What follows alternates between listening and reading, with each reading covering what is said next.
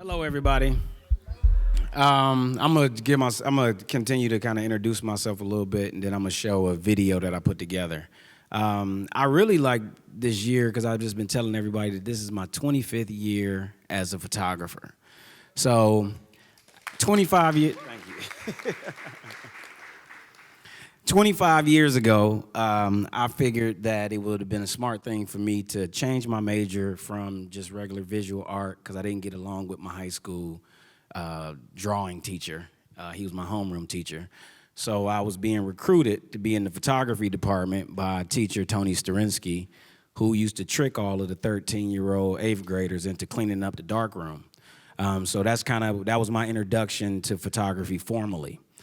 I can sit and have a conversation nonstop for hours. So what I started to do with my presentations is I started to videotape the presentations and put the work inside of the video. So that's what y'all gonna see, a 12-minute video, and then right after that, we can kind of Q&A, question and answer. Anybody got comments, we can continue the conversation. So early part of the year, I was a presenter at something called, SPE, Society of Photographic Education. And it's always funny to me because when black people send me stuff versus when white people send me stuff, my imagination goes in multiple directions. So this white lady sent me an invite, and she said, "Oh, you should really think about applying for this." And then I'm thinking like, well, what makes her believe that I would be a good presenter? So the theme was the American dream and the myths of the American dream. And I got upset. And I got upset because I'm thinking to myself, okay, what am I going to teach this audience that's showing up for a photographic education conference about myself in relationship to photography and the American dream? So I created a piece and presentation called Keep Your American Dream. And that's what I'm gonna show now, and then we can kind of talk a little bit about it after it finishes. So we can start the video, and then I'm gonna switch my seat.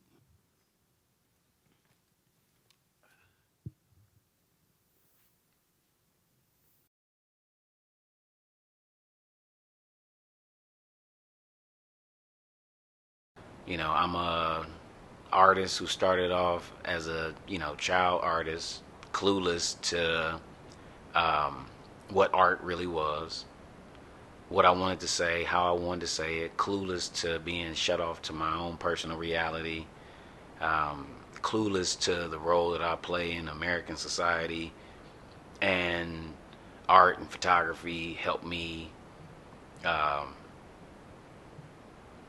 become aware of some of the realities about myself, and it aided me in figuring out who I am. Like, what is it that I feel like photography helped me be able to do? Um, so I really got to take a deep look at how I use the camera. They say that art answers the question that ultimately nobody is asking. What question is my work an answer to? What are the effects of racism to a black man in America? What does that do to your perception? What does that do to your subconscious? What does that do to your mind? You're being conditioned to believe that you're inferior, and looking at my photographs as examples of what racism actually is doing to the mind. Me experiencing racism and using photography as a way to help me understand it made me photograph black people. Walking around with a camera, shooting ideas, concepts, for no specific reason, in an attempt to be able to study the images long enough to understand that the conversations that the images are having, the motivations behind my imagination coming up with some of this imagery. I'm always thinking about that. I'm always thinking about what is my work an answer to. I told myself that I was going to become my subject.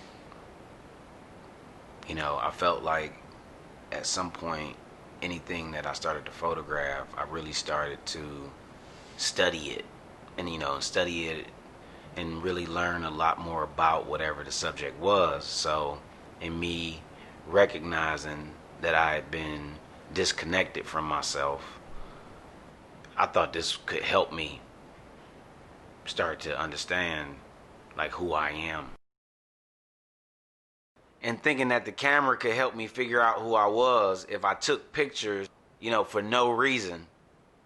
And then I looked at those pictures to figure out my perception of what I was creating. The conflict where I'm experiencing racism, like simultaneously with trying to figure out who I am in a place that lies to me about who I am. But if I go internal to figure out what this experience is, what it means, where it comes from, and then I become the one to define it, that's the only way I can get close to becoming myself. When a white person is saying to me that I need to photograph more white people, so in an attempt to help me figure out what direction to take my work, white people have given me suggestions. They just gave me suggestions that was racist as fuck. The suggestions seemed to help me become clear of what I did want, when what I didn't want was put right in front of my face. I started making images that are images of black people. I started taking pictures of people in close proximity to me. I started trying to take pictures kind of myself, like kind of use myself as my subject, thinking that if I focus really hard on myself as my subject, it would help me learn who I am, the environment I'm in, and why I'm motivated by the things I'm motivated by, why I behave in the way that I behave. I got a nice amount of work that's speaking to the myths of black men. I mean, it's a lot of myths, but I think photography has helped perpetuate some of the American myths. I'm making a conscious effort to make sure that when I'm photographing people of color, I'm photographing them the way I see myself. These myths seem to be reinforcing the illusion that black people are inferior. All the stereotypes surrounding black men, why we do and behave the way that we do. The myths serve the people who are creating the myths. The American dream is having niggas as slaves. So I try to make sure that when I'm showing images of myself and images of people that look like me, I'm not reproducing images that are perpetuating the myths. What I'm ultimately trying to communicate is that what I've been learning about who I am is a complete fucking lie. And my proof that it's a lie is all the images that I'm making. I won't let myself fall into this idea that my reality is that I'm a slave, or that I need help, or I need pity, or I'm underserved, or I'm at risk, or I'm impoverished. It's definitely good for us to be able to make art, because our reality is different than how our reality is being shared. People from outside of our environments are the ones communicating what our stories and our experiences are. So if they continue to be the only one creating a conversation about who we are, we're going to become who they say we are. We don't get an opportunity to become ourselves. And you start to behave in the way that you see yourself reflected. But if I go internal to figure out what this experience is, what it means, where it comes from, and then I become the one to define it, that's the only way I can get close to becoming myself. Images are proof that when you black, you are experiencing America completely the opposite of white people. Because that's ultimately what the images are revealing to me when I'm looking at what I'm making. It's saying that this land is set up for white people and black people serve a specific role. And that role is to be the people walking around on the bottom of it. Yeah, I mean, it seemed like it's set up for us to be clueless to who we are. This like racism 101 is like straight identity crisis for the person of color. I couldn't make the images that I'm making if I bought into the lies that have been being told to me about what this country is really about. And just when I'm thinking about it, like, photography helped me, it helped me navigate my world. It gave me an outlet, it provided me perspective. Um, it provided me freedom to explore my imagination um, in ways that have been very, very healing for me. So I look at students of mine, I look at some of the work that they create, I look at the way they explore themselves with the camera. That's probably why I would always suggest, like, make yourself your subject. Explore the world that you're a part of, and study it, to in an effort to figure out self.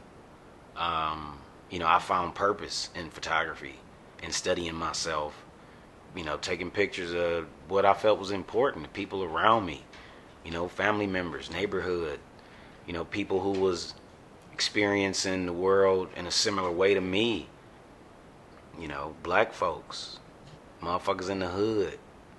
I feel like that's the group of people I represent. So I make a huge effort not to try to entertain people with the stuff that I'm making. I'm suppressing some of these ideas and thoughts and feelings and emotions, and I'm trying to dig them up.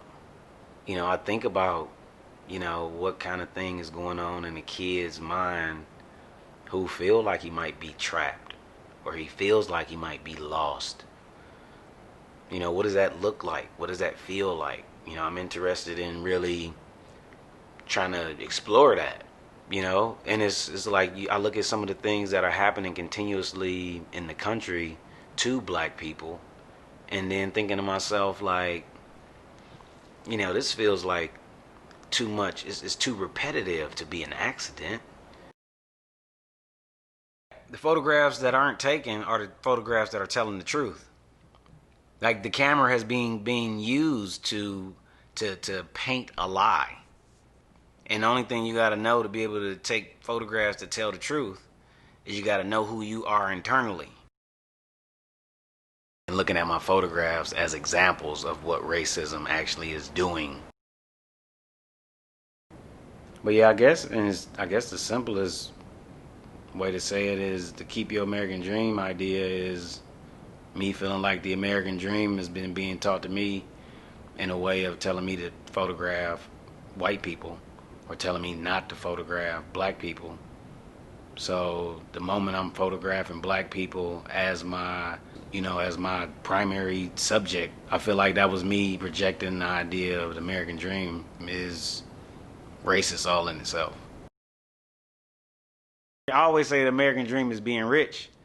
So, I'm very attracted to a bunch of shit that ain't got nothing to do with rich and money and wealth and success. Like I'm surrounded by the opposite of that shit. And I didn't developed a crazy obsession with photographing it because this shit didn't help me figure out who the fuck I am. So then it's like I'd rather keep making this work. Like our struggle is a part of their dream. Like they're one and the same. I mean, I think that's what I mean by keep your American dream. It's like I'm gonna keep taking pictures of this stuff, even though y'all telling me to take pictures of something else. So you can keep it.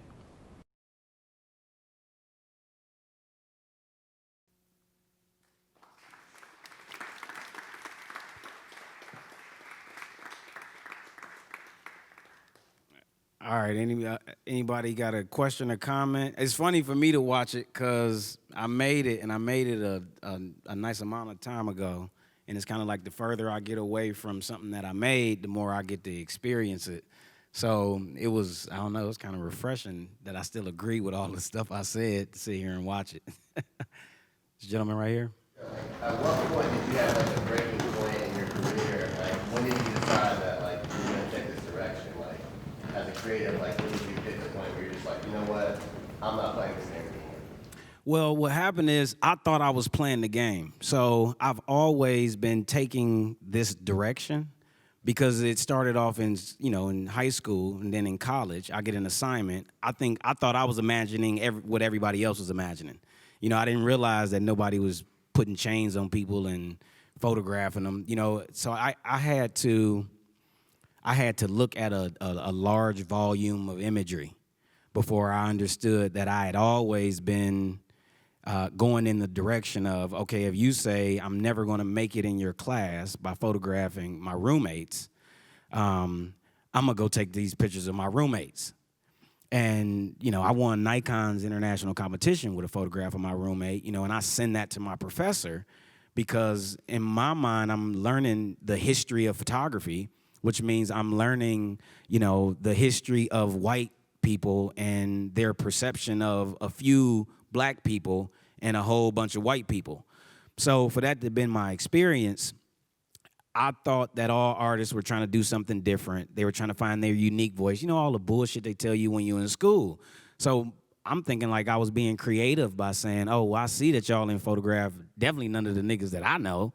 So that's my unique lane. That's my unique voice. And what significance does it have if I'm around this environment, full access to it, and they're around what some people might see as like a world-class photographer? They get to I didn't want my cousins and my friends to talk about pictures of other people that were significant photographs. For me, I thought the people that was in the pictures were supposed to be special to the photographer based on what the white photography world communicated with me.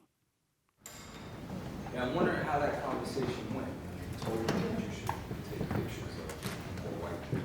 Well, I remember I was in Manhattan and I showed my portfolio to a lady and she said, oh, I'm just looking at it and you need to photograph more white people. And I'm thinking like, damn, really? It's funny because being like, kind of turning into an artist out of being a child creative person, I was just thinking to myself, damn, I didn't even realize I was photographing black people. Like I didn't even know. I didn't know until somebody white pointed that out. I thought I was doing what everybody else was doing, which was taking pictures of the people who were around me. But then I started to realize that the people around me didn't have a whole lot of people taking pictures of them in the way that I was being trained and studying. It was weird because when it happened, I didn't know to be angry. But I did go to a costume shop and bought black paint and red lipstick and had my roommate in blackface and started taking these pictures like, oh, this is fashion. I'm going to put a suit on and I'm going to make it red and all this stuff. And I looked at the work and I'm like, oh, this is something different that I'm making, even though it's in response to what this lady said. So it was kind of like I was still at a point then, and this was like in my early 20s, where I was suppressing all of my anger, and it was learning to come out creatively all by itself with me completely not being aware of it. I think this is a good point. Can you talk about that emotion, like that breakthrough within? Because I think as creators, when you're going against the grain and you don't know, you feel like you're right because your spirit is saying it, but then society's saying this.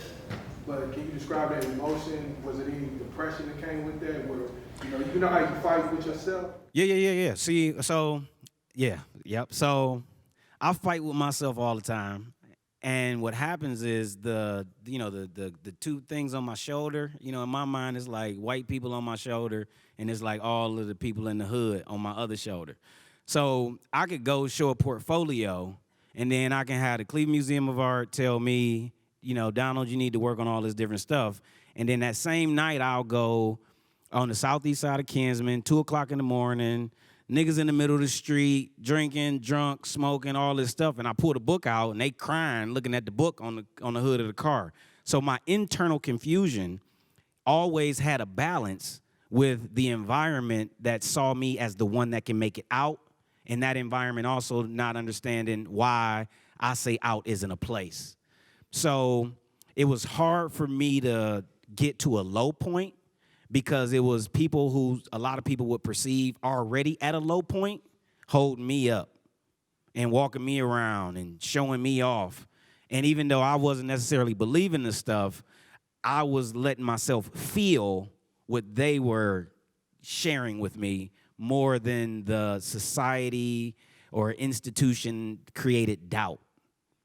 So the emotion was just kind of getting comfortable walking in the dark. You know what I'm saying? And it was kind of, I always say to people, don't react until it's time to react. So at that period of time, I felt like it was nowhere near time for me to react emotionally. I probably was holding in my own frustration and listening to the people around me that was keeping me up. I'm not a photographer, so I'm not versed in, whatever the lingo is. But first, I want to say thank you for your art. I think of all of the artists that have been creatives that have been here today, what I've seen, and forgive me because I feel like I'm going to emote, and I don't know why. Emote! But it has resonated with me most heavily.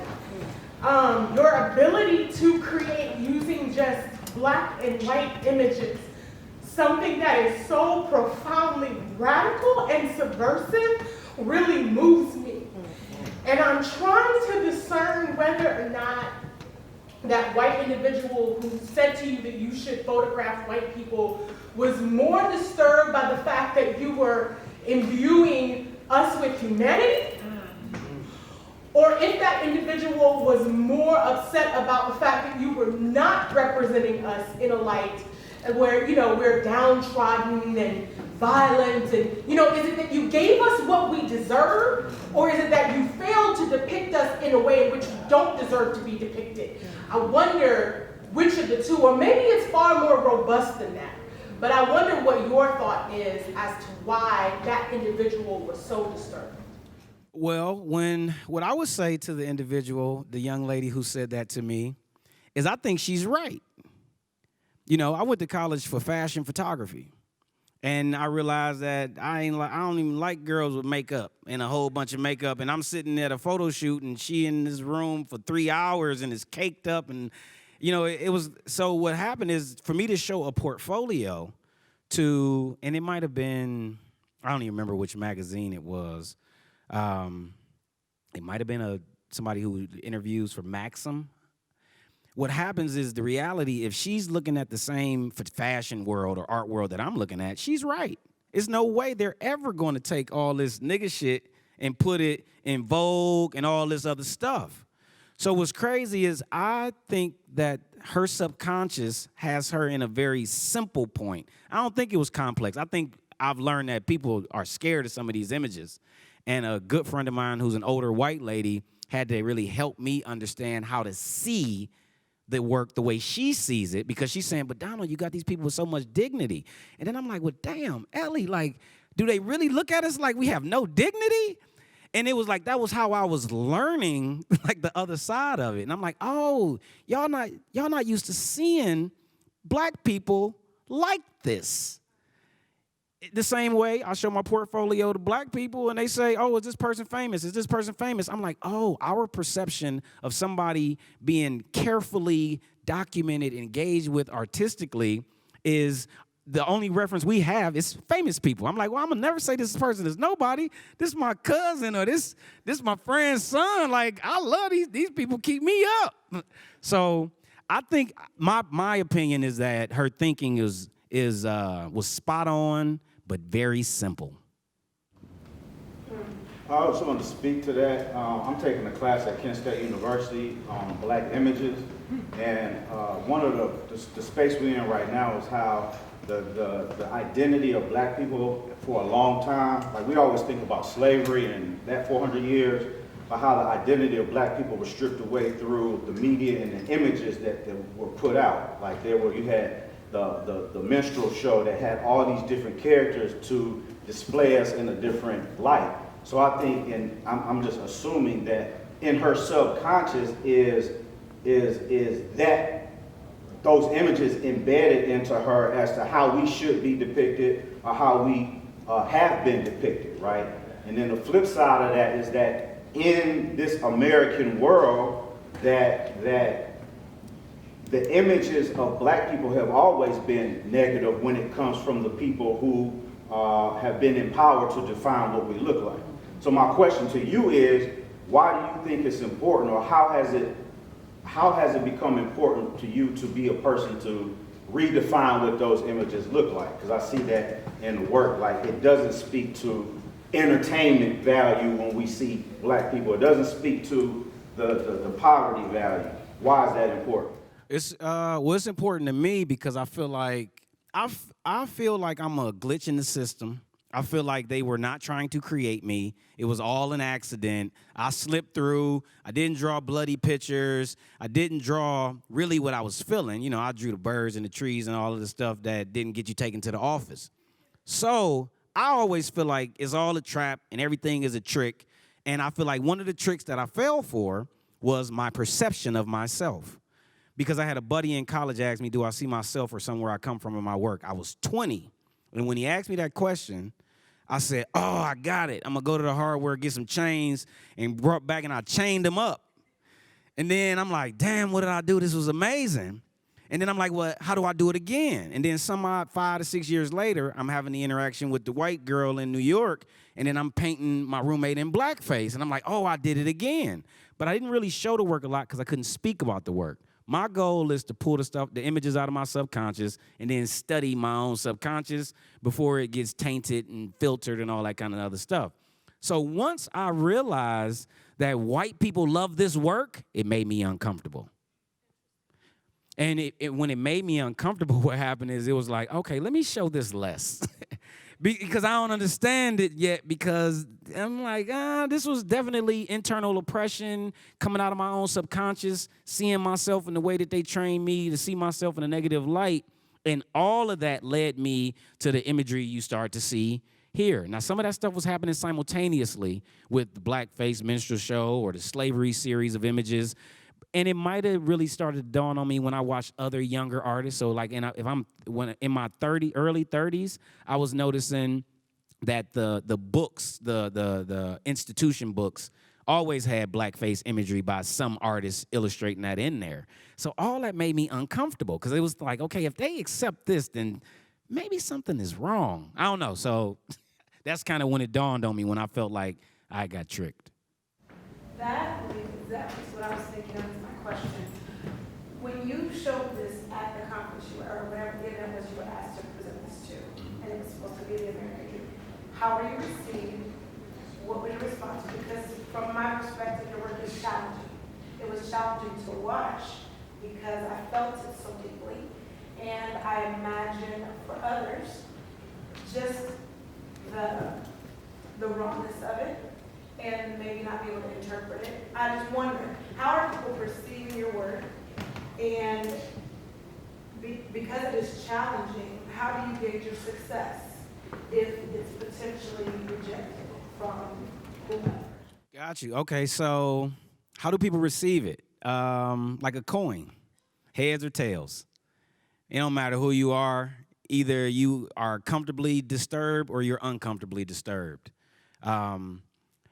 I feel like I gauge my success on if you can remember the image or not, in my opinion. I mean, I feel like if you don't like it and you remember it and you tell somebody that I saw this, or if you purposely keep it a secret and never tell anybody you saw it, that's how I gauge my success. Because when I went from Cleveland School of the Arts to being the only black kid in the class, I went from, oh, Donald, this is amazing, to I'm not going to say anything about this today. You know, so I've been being rejected formally since I turned 18. So I had to figure out how to pull success from other places. And that has been me being able to continue to do it. Because I went to Cleveland School of the Arts, and it's not a lot of artists from Cleveland School of the Arts who are even doing any of this stuff on what they would call a high level. So I felt like the goal from being a student of Cleveland School of the Arts was to figure out how to keep doing it. So I hope that answers. I mean, that's kind of how I gauge it. I haven't been able to measure it on awards. You know, if I had to go fill out an application, I don't have this long list, all this acceptance of all this stuff, because, you know, I had a guy tell me that this is voodoo.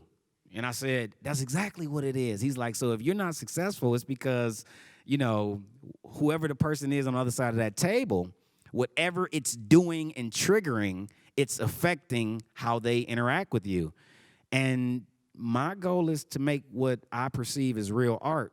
And if I'm making something that can carry a conversation or burn in somebody's imagination or make somebody close a book, then to me that's success. I mean, I don't know. My mom was she owned her own business. Making money is something that I've never had a problem doing, is making some money, figuring out a way to make some money.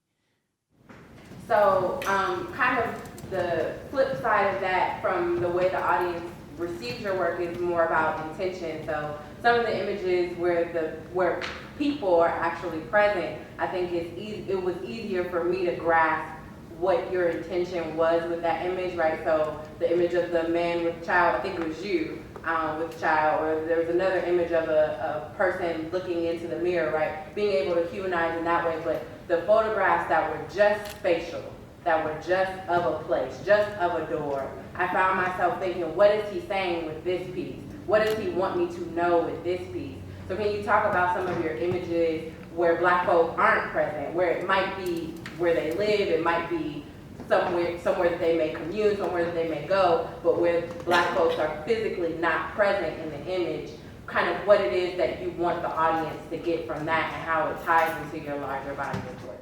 I can picture two images that don't have people in it, but I might be wrong. So I'm gonna talk about a photograph that's a mirror reflection and you see the door. Well, ultimately, this idea that we've been trained that we are invisible. That's what the image is communicating. Honestly, I don't really care what people take from it. I don't have an intention for my audience. I'm an audience member to the work, to my own perception. And like the way I shoot and make, I get an idea. Like, so if I'm trying to illustrate the word invisibility, it's like, how do you show something you can't see? So that becomes the puzzle for my imagination.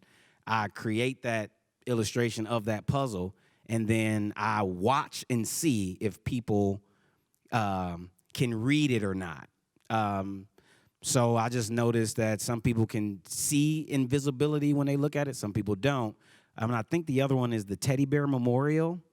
And ultimately, I would say that I guess my intention is to make something unfamiliar familiar, or to highlight something that's familiar to somebody who recognizes it. I don't know the demographic of the people in the room, but the Teddy Bear Memorials, somebody dead. This is what niggas is doing when somebody die, and get the liquor bottles and the balloons, and we surrounded by them, and a lot of them don't make the news. So for me, it's highlighting it, and in combination with this body of work and this idea of keep the American dream, in my mind, Black people being surrounded by death and communicating that in whatever subconscious ways is a part of the American dream. And because those are the only two I can think of that don't have an actual image, you know. I guess that's part of the intention too, the absence of the figure. So to circle back around money, I find your lane, I find your stance along your lane. As creatives, a lot of what we create sometimes is what we want to create, but sometimes it's more so driven by the dollar. What have you, how have you dealt with the struggle of creating what you want to create versus the need of having to get income to drive what you create? I learned how to make money not selling my photographs, because at some point somebody said nobody wants to take pain home. I heard somebody say it. I've been quoting it ever since. And when I really internalized the idea that people don't want to take pain home, I was disconnecting from the idea that to be a successful artist or visual artist, I have to sell a piece off the wall. I grew up in the world of art in a very formal way. So I visited a lot of places where there wasn't no dollar sign at the bottom of this piece. So, gallery, museum, college settings, that sort of thing made me really, really into education. I've been able to make money with education. When I was hustling, trying to figure out how not to give away my imagination in exchange for money. It's weird. People don't really approach me and ask me to make something that I wouldn't make. And maybe the work is doing that. But, I've been surviving off of being an artist. I mean, the first money I ever made, I was 6. I got my uncle who still has all these drawings. I didn't really believe what they was telling me. I was having a hard time believing, that I have to sell this work on the wall. I mean, I remember a conversation in college. The question was, who do you make art for? And the consensus in the room was you make artwork for rich people. And I'm sitting there thinking like, damn, I don't know no rich people. So in my mind, it's not like how do I meet the rich person? It's more so, what am I going to do different for the money? I put murals up in the city of Cleveland. So I get mural commissions. And a mural commission will carry me through the whole year versus me begging somebody who can afford to buy this piece for $500. So for me, it started to be, I don't know, I kind of started aiming a little bigger projects, bigger commissions, and really, really trying to target my lane. I didn't get commissioned to do a mural. It's abandoned buildings all over fucking Cleveland. So I went and put one up. And it was the best business card that I could have did, because then they came right in and said, hey, can we pay you to do one in the black neighborhood? And I'm like, oh yeah, I needed that. That carried me for like 2 years. So it's been that. I haven't had to sacrifice my imagination to make money. And I would imagine that I wouldn't. My whole goal as an artist was never to go get a job. Because if I didn't get a taste of the 9 to 5, the salary, then I wouldn't be missing it. It would allow me to be out here longer. So I just wasn't buying some of it, subconsciously. We got time for 2 more questions here and here. With the entertainment factor, is it a blessing or a curse, regardless of the audience? So what, the entertainment factor? Yeah, so when people look at your work, whether it's in the commercialized industry or with, someone every day looking at your work, like us, for example, is it a blessing or a curse when you're portraying your images? Is it a good thing? Is it a bad thing? Oh, well, I think it's a great thing for me sharing and communicating or portraying my images. The entertainment part, my perception of not making images for entertainment is not making what I would call pretty pictures. An image for no reason. So that's what I mean when I say for entertainment, just for the picture on the wall that sits there and it's there and we can walk by it 100 times and we ain't never seen it. If I could just clarify just a little bit. So when you were talking to the lady in Manhattan, compared to, if that lady in Manhattan enjoyed your work, but she was looking at the subject in a way that's, oh, okay, this is how I look at Black Americans in a negative way, but she wants to hide it. And then when you take us, for example, and we're like, no, we see something deeper. We both like it for a different reason, but do you think it's a blessing or a curse on either side? I mean, in my mind, I would say it's a blessing. I mean, I got a piece that white cops kill black men. So I had a white guy come to this opening, and he's like, Tamir Rice was a fucking thug, is what he walked up to me, shook my hand, and said. And then he starts talking to me about Tamir Rice, and then I'm sitting there thinking like, damn, like you real comfortable. But what's crazy is he got a credit card, and he keep patting it on his leg to the gallery curator. So I'm sitting there thinking like, okay, I can sit here and I can let this white boy have it. Or I could let him cut me a check for $1,200. So in my mind, I don't know, an old black man said, get their money like they got ours. So I don't know, I'm a very militant person. I feel like I'm in the middle of a war, and I don't try not to let emotion take over too much, and fair and unfair means nothing to me. It's kind of like, I Okay, you think Tamir Rice is a fucking thug, but that's not, I'm not offended by that. You look like you would think Tamir Rice is a thug, and I make art. And if you want to put this on the wall because you got black friends and y'all hang out in your basement and you collect all this black art, put a Donald Black piece down there because hopefully one of them niggas hit me up at some point. You know what I mean? Like, that's how I think. That's how my mind works. I think it's really unfair for black artists to go through and like pay for education and not get the type of critique that they need to become better. So, and I think that is what causes a lot of artists to not like school. So my question is double. What needs to change academically and like in the museum setting to give you what you need as far as like authentic critique to become better or grow more? And then like, who have been your mentors and people who could like see you and help you be better? All right, first question. We got to stop going all that shit. That's how I feel. I feel like the fact that we still participate is the reason why all of this stuff is still going. So I really believe the only way to change it is for us to stop confusing them by thinking that they're satisfying something that we're doing. I mean, that's how I feel about the museum and education. I believe we need to let it all fall. I believe the schools need to fall. I believe all the parents got to stay at home and watch their kids. All of the businesses affected. Like, that's really how my mind functions on a very extreme level of saying, as long as we still go, as long as we still drop them off, as long as we still fill out that FAFSA, it ain't going nowhere. I mean, it ain't about to change nothing. And in my mind, everything they didn't teach me, it helped me learn it on my own. Like, I could feel it missing on the level of education. It was like every confusing trickery thing that was said, it was an enlightening point for me. I mean, every single thing that came across my imagination. And then in terms of the second part of the question was, mentors. I ain't have mentors. I didn't. And I thought something was wrong with me because I didn't. I mean, I got close to older creative people, and they felt some kind of way.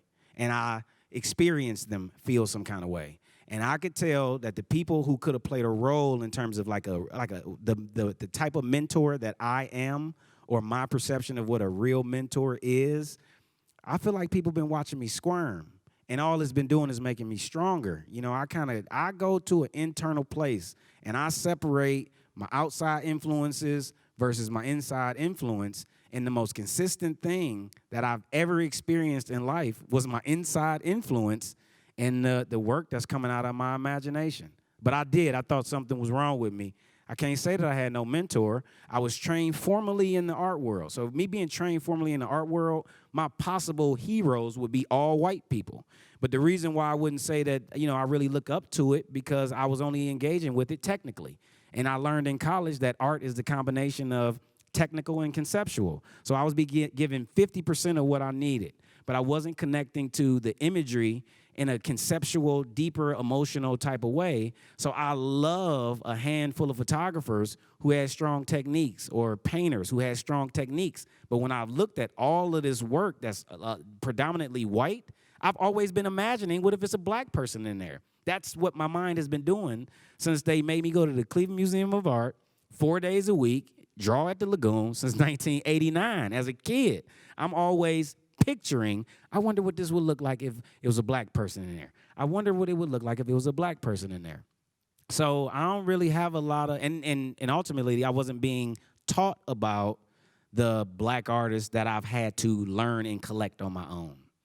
So with a void of being put a lot of artists like that would be familiar to me in front of my face, it just made me just keep trying to, I just kept imagining it. I've been telling myself, oh, Donald, this is your lane. You're supposed to be one of the people making it. You're supposed to add to this pot of imagery that you think, black folks are being kind of left out of or tucked away from. So, I don't know. A lot of people call me for advice, and over the last 20 years, I started saying, well, shit, let me ask the same person they asking. Because if everybody asking me my opinion, let me really get more in tune with my own opinion. I learn from everything all the time, And I've been like that for a very, very long time. So I just, you know, I kind of go inside. Or I look at something that I made from my subconscious. Thank you. I am sick